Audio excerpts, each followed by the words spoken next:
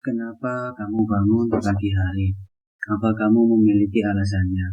Inilah yang disebut dengan ikigai, sebagai alasan untuk bangun di pagi hari. Secara teknis, ikigai tidak sesederhana itu. Namun, bangun di pagi hari adalah modal awal untuk menjalani hari yang penuh semangat. Hidup akan terus termotivasi dan penuh dengan gairah yang selalu membuat semangat dalam menyambut lembaran baru dalam hidup. Secara harfiah, ikigai memiliki makna iki yang berarti kehidupan dan kai yang berarti nilai. Kita perlu memahami tentang diri kita sendiri, memahami apa yang mampu membuat kita tergerak, baik itu soal pekerjaan, percintaan, pelajaran sekolah, hobi, atau hal lain yang selalu menginspirasi kita setiap memulai hari. Kuncinya adalah fokus dalam memahami ikigai. Jangan terlalu terobsesi dengannya. Jika kamu belum menemukannya, maka biarkan dia yang menemukanmu. Keseimbangan antara panggilan dan profesi, kemudian semangat dan misi dalam hidupmu. Kamu perlu melakukan segalanya dengan rasa suka dan memahami makna apa yang kamu kerjakan sekarang. Sementara juga harus menjawab panggilan sejati kamu, yakni kamu harus mencari nafkah karena kamu adalah manusia dewasa yang bertanggung jawab atas dirimu.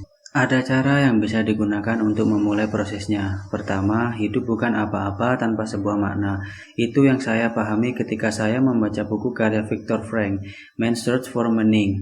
Dia menyarankan logoterapi, yang tujuannya adalah mengungkap tujuan hidup kita yang sebenarnya. Bagi Frank, perubahan besar hidup akan dimulai jika kita sudah menciptakan atau memahami makna hidup, dan kita akan merasa terpenuhi ketika kita melakukannya. Namun, makna hidup bisa berubah dan berkembang. Untuk itu, kita perlu memiliki kesadaran yang terus tumbuh dalam hidup. Kedua, terapi Morita yang tujuannya adalah agar kita mampu menerima hidup apa adanya, menyerah pada perasaan dan emosi kita, daripada mencoba mengendalikannya. Proses ini tidak mudah. Kita memerlukan waktu untuk sabar, yang tujuannya menghilangkan emosi dan pikiran kita yang membelenggu. Semua itu mengharuskan kita untuk mengamati keheningan, melakukan latihan pernafasan, melakukan pekerjaan dasar dengan proses yang lama dan berulang.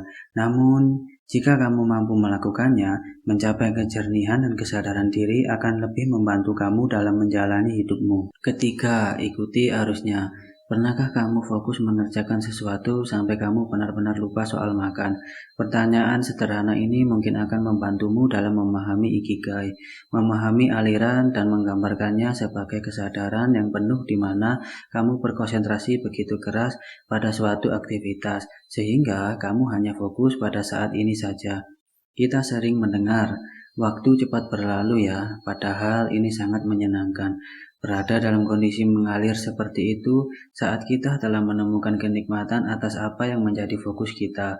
Di sini kuncinya adalah kita harus selalu memiliki semangat mengenai pengejaran sampai kita tidak mengeluh saat beraktivitas, dan kepuasan merupakan apa yang kita dapatkan saat kita mendedikasikannya dalam hidup.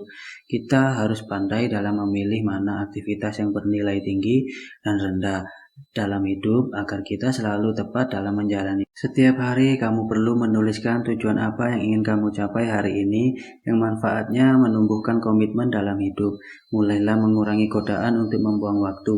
Gunakan kesadaran penuh dan minimalkan gangguan. Pesannya adalah pilih salah satu, kemudian fokus padanya, tapi jangan terobsesi. Lalu kejarlah harapanmu melalui ikigai. Keempat, menjaga kondisi. Pada dasarnya ini soal bagaimana kamu menjaga kesehatan tubuh. Otot atau otak memang harus dilatih, namun kita tidak boleh memaksakan diri dalam mengerjakan sesuatu karena ingin cepat mendapatkan hasil. Ingat, kamu juga perlu yang namanya beristirahat, bermain game, atau bahkan melakukan aktivitas seperti yoga dan meditasi. Semua itu diperlukan agar kita tidak stres atau merasa jenuh dengan aktivitas yang sedang dikerjakan.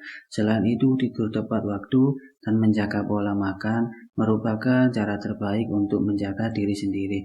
Intinya, sangat tidak lucu ketika kamu berhasil mencapai hasil yang kamu harapkan, tetapi kamu hanya mampu berbaring di kamar dengan infus menancap di tubuhmu. Kelima, selalu optimis dalam berpikir.